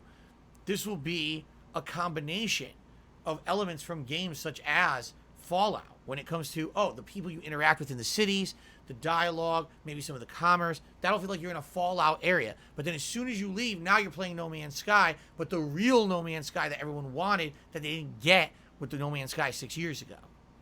Okay? All right. So, what do I think? Well, to give you some perspective, okay, the first thing they really showed was combat against these space pirates, okay? And I was like, I wonder what it's going to be like. What's the unique twist? What's it going to be? Nothing. At least from what they showed today, they showed nothing at all unique. The combat looks incredibly repetitive and boring. It looks like any other first-person shooter you've played before. You pull out a weapon, you aim and you fire. You try to get the drop on them because that way they won't gang up on you. They have a health bar that depletes when you shoot it. There was no element to it that seemed unique at all. Is there VATS? No. Is there another system uniqueness? No. It's literally pull out your guns and blast them. Wow. Totally haven't done that before, right? And it begs the question, right? If we had No Man's Sky and it failed miserably at launch, but if we've had a game developer that has been so dedicated to proving to the customer base that he did not try to rip them off, that he wanted to actually make that game, he just didn't have the means or the time or the know-how or the team to make that game at launch, but that he promised you that if you had bought that game at launch, that eventually he would deliver. And now you look at that game 6 years later of No Man's Sky, it's like unrecognizable how different it looks and how interesting the game is, right? Compared to a launch, it's like night and day, not even the same kind of game, all right? So my question is, all right, do we need No Man's Sky again? And what I mean by that is, I feel like this game Starfield, all right, they were looking at the whole situation with No Man's Sky, and they realized that there was a desire for an open world space game like this, with RPG elements in it. And they were like, let's do it better than he did. So here they are, they're developing their game Starfield for years and years. I mean, this game probably has been in development ever since No Man's Sky came out. At the same time, Sean Murray has decided, I'm not going to let my game die. I'm going to improve it to the point where it's going to be what I promised. So here's the problem I have, all right? Bethesda took a big risk. They assumed, I feel, incorrectly, that No Man's Sky was a failure and was going to go down in history as a failure because at launch it was bare bones and not living up to expectations. So they said, let's make the game that lives up to those expectations. But at the very same time, Sean Murray improved his game enough that it also lives up to the expectations that he promised. So essentially what you end up with is the same game twice. Can you blame Bethesda? Not really. I mean, how often do you hear a story of a smaller studio that puts out a game that sucks ass at launch, and over the years they completely go back and fix everything and live up to their expectations and make it the game they wanted it to be that it wasn't at launch? Very rarely do you hear those stories. Okay, Rainbow Six Siege was one. This was one, right? There's a few others. Okay? But to me, I'm looking at this big picture situation. I'm looking at Starfield. I'm like, so we have this game already, right? Now, don't get me wrong. I absolutely believe Starfield will be more polished. It will have better graphics, likely way more worlds. Likely it'll have the means to do things that Sean Murray could not do with his limited budget and capabilities and being the studio that he's in. Okay? But it really is the same premise of the game. I mean, yes, you maybe have Fallout-esque dialogue and Fallout-esque characters you'll interact with, and you'll have that system in it, and that's not in No Man's Sky, right? But to me, I hear this, and I'm like, wow, did they fuck up? Did Bethesda gamble on this and actually screw up bad? Because the game already exists. The game they're making already exists. And I have a hard time justifying that anything that I saw today about Starfield blew me away, or in reality, if it even interested me. I thought the combat was boring as shit. I thought that the graphics were very blasé and not very original or interesting. It felt like just kind of a generic kind of game. The conversation with the characters, even the characters, the way they look, they don't look that great. Again, the conversations, I did this before in Fallout, right? He lands on a planet. I've done this before in No Man's Sky. I've seen this already. I've already played this game. So why am I playing it again? Why are we hyping it again? Why does anyone really care that much if that's the game? Then I'm a little confused, right? Like up to now, I was like, oh, we don't know what it is. We don't know what it is. I'm not going to get hype about it until we know what it is. All right? After today, I don't think I have any hype for Starfield. Like, at all. Like, I think for what I was seeing, and now we know what it is, I don't think I'm interested. I'm not saying that I'm not going to play it, being that it's probably going to be a giant AAA release when it comes out. But from what I saw, this game did not do anything very original at all. And we already have this game. So I don't know what the point is. You see? And also, I wonder, did they learn from all the shortcomings of No Man's Sky? Or are we going to land on a planet that's procedurally generated and it's mostly empty and it's boring, there's nothing on it? Why am I here? If that's the case, this game would become an incredible amount of busy work. All right? Now, here's something. Semi-Inept says, well, I don't get your take because you're excited for Callisto Protocol even though it's Dead Space 4. That's correct. Why am I excited for Callisto Protocol? Because there is no Dead Space 4. Dead Space is a beloved franchise of horror that everyone liked and just came to a screeching halt, and it's done. It's dead in the water. There's no more Dead Space. With Callisto Protocol, you're getting Dead Space 4. Right now, if I want to play No Man's Sky, I can actually just go play No Man's Sky. It's out already. It exists. You see? Get it? And some people are saying, well, there's no Man's Sky 2. Okay, I get you. But No Man's Sky is a constantly evolving, improving game. Sean Murray to this day is still releasing new content for No Man's Sky to improve upon it. So why do you need to buy another game that's the same thing? Right? Right? That's the point I'm making. It's not that, oh, it's bad to make a game that's similar to another game. It's bad to make a game that doesn't have a need for it. Do we have a need for this? I don't have... if I want space exploration game, I'll play No Man's Sky. I don't need Bethesda space exploration game that plays exactly like No Man's Sky. I don't. It already exists. So I'm actually just wondering what's so hype about the game now. Now that we know what it is, who can justify being hype about Starfield? It's literally No Man's Sky with a few tweaks. So why are we excited? You know what I would have been excited for? If it was something very different or had new elements. I mean, he's doing the combat. I'm like, what is going on? This is the boringest thing I've ever seen. I've already done this kind of combat in a zillion games. Not even just like, this is similar to another game. Like, it wasn't like, oh, they lifted this from Borderlands. Like, no, I've done this combat in a million fucking games, and it's boring. Take a look at a game like The Outer Wilds. No, excuse me, The Outer Worlds. I get them confused because they sound exactly the same. The Outer Worlds, all right, made by Obsidian, right? That game has really cool dialogue, really cool story, interesting plot lines, and different outcomes to the things in the game depending on what you choose. What's the weakest part of the game? The gunplay. Why? Because it plays like every other fucking game, right? So when I'm watching them talk about Starfield, it's like, oh, it's the spaceship building from No Man's Sky. It's the space battles from No Man's Sky. It's the exploring of the procedurally generated planets from No Man's Sky. Oh, it's the gunplay from every other game, first-person shooter that I've played like this, including The Outer Worlds. Oh, it's this element from another game that I've already played. You see what I'm saying? Like, I'm incredibly, utterly underwhelmed. 1,000,000% underwhelmed. I'm more excited for some of these games that first now got announced that are going to be coming out on Game Pass soon, like the sequel to Plague Tale. That looks really good, right? Hold on. Because I have a few here that I was interested in. Oh, Scorn, coming out in October. That looks unique and interesting. Okay? Oh, As Dusk Falls, the narrative-based game with a unique art style. That looks like it's going to be similar to Heavy Rain, but we don't have much of a game like that right now. It's a unique art style. There's something new to it.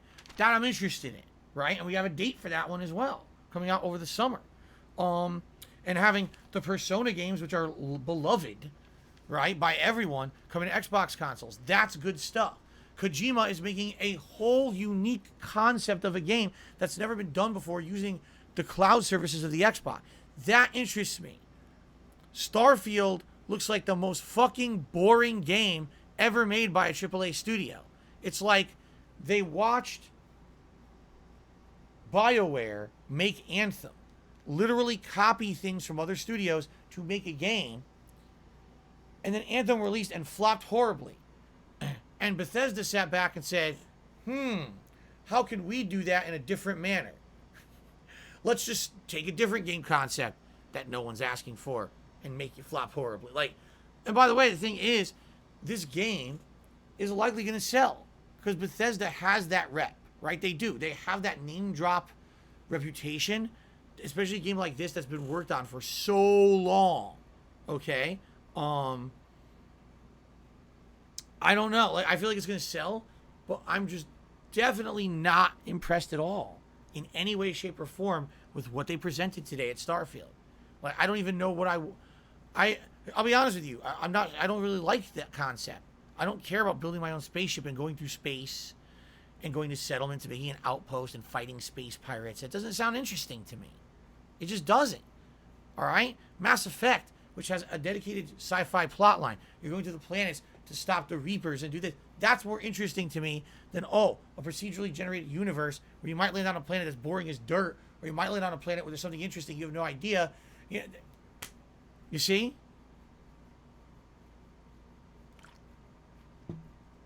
So overall, the Xbox Bethesda showcase was a complete mixed bag. Some of the announcements, in my opinion, the ones I just told you about that I like, were interesting. A lot of these were flops. A lot of these were like, I don't really care. If you don't care about driving or racing, you don't care about the 10-minute Forza Motorsport presentation, right? Some of these were disappointing because why in the hell do we not have information on when the games are coming out? Hollow Knight's expansion, Silksong. Everyone wants to know when's the new Hollow Knight coming out. No date yet. Like, gee, not even a time frame. Not even a year. They couldn't do that much, right? If anything, this presentation was a triumph for Game Pass owners because, my God, there's so many games coming on Game Pass, right? So you're excited. You're pumped. Wow, all this Game Pass stuff is coming. This is excellent. I can't wait for it. But outside of that, I wasn't too pumped. And Starfield, to me, it completely deflated me, this presentation. Actually seeing the real gameplay and everything, I was like, oh, no. That's what the game is? Oh, man. We've already seen this. We've been there, done that. They didn't really try to do anything original, right? It almost seems like an epic fail situation. I mean, I don't want to go that far yet, but definitely I was completely turned off to the entire situation because of that. All right. Now, before I adjourn, I do have the benefit of a live audience here, over 500 of you. What I would like to hear in the stream chat, what was your take on Starfield? I want to hear everyone's take. Okay? What did you guys think of the Starfield portion of the presentation? Just tag me and let me know.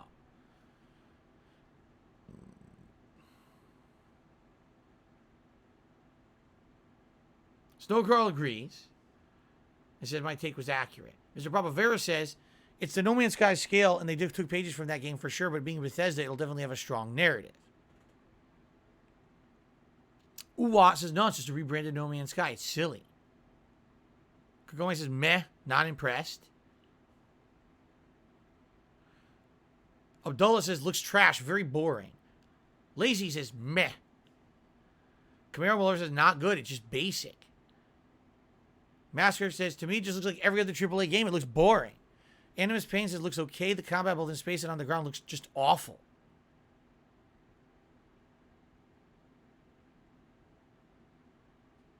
Eternal Napalm really liked the look of Scorn. I agree. I thought Scorn looked very unique. Light of Our Souls, I wish they would have just put their resources into something else like the new Elder Scrolls or a new Fallout. Slippery Calamar says, all Bethesda games look generic as fuck. But when you play them, then their story and world building is unique, and that's where the games get their uniqueness and their catch. Interesting. Where's Pooji says, sounds like a bad investment. This should have been canceled years ago. Romy Rose says, well, I've never played a Bethesda game before, and I'm intrigued. It looks great. You know, I don't think, in this case, I don't think it's a matter of playing a Bethesda game before. I think it's a matter of, did you play No Man's Sky? Because it's the same game. PlayCool18 says, I liked it. They say they're going to have their engineers doing afterwork on the procedural generated maps and might have tons of interesting planets to explore. Perhaps.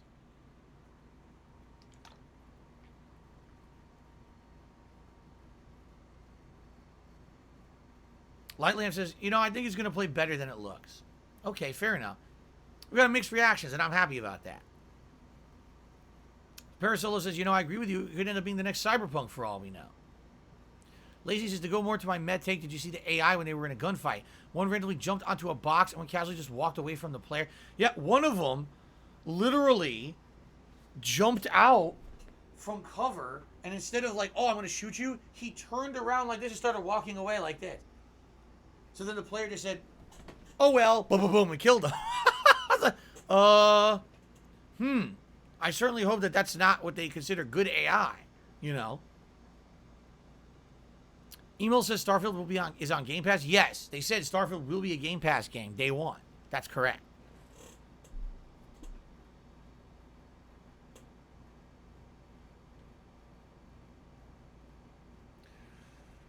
I have no son says you could probably buy Starfield for 50 cents for only a month after its release. Just like what happened to Fallout 76, the similarities between the two projects are just eerie at this point.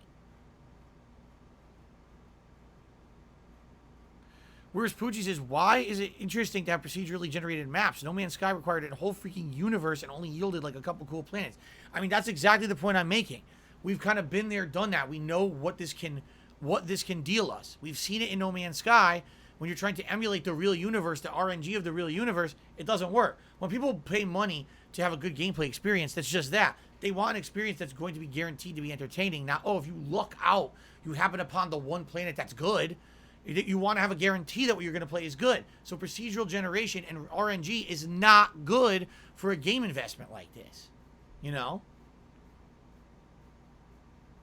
Swaggin says, if it's on Game Pass, there's no stakes. The game can be good or bad and it won't matter. That's what Game Pass does. I mean, for the consumer, you're right, Swaggins. For the consumer. But what about Bethesda?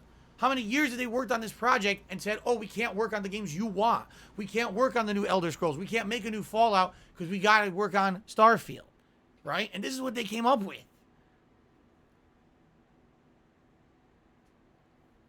Okay. All right. So, ladies and gentlemen, we've now gone almost 2 hours, which we have exceeded the length of the event. I knew this would happen. All right? Here's the thing. I'm curious to hear your feedback. If you're watching this on demand on YouTube, and by the way, if you enjoyed this, please give it a like. leave your comments on the video and let me know what you think. Did you like the Starfield presentation? Did you not like? What did you think was the best thing? Personally, there was a few things I liked. Like I said, the narrative-based game, As Dusk Falls. I like the fact that the Persona games are coming to Xbox for free, essentially, on Game Pass. I like that Kojima-san's making a new unique game. That's where he's at his best, is when he's doing unique things, and I like that. I thought there was quite a few good things. At the same time, I think there was quite a few letdowns. So, give me your feedback on the video. Let me know what you think. I'd love to start discussion, because remember, I read your comments, and we can have discussion about this, in the next few days to weeks, and try to see what the common opinion, what the consensus is on this thing. I was shocked. When every single thing they started showing me, I was like, No Man's Sky, No Man's Sky, No Man's Sky, No Man's Sky, generic shooter. No Man's Sky, No Man's Sky, Fallout. I was like, oh, God, what happened here? I did not think the game was going to be like that at all. I thought it was going to be unique, and it just wasn't. So, okay. So, ladies and gentlemen, I think it is now time. Yes, Jade, likely I am going to be playing Overwatch 2, by the way, especially if it's on Game Pass.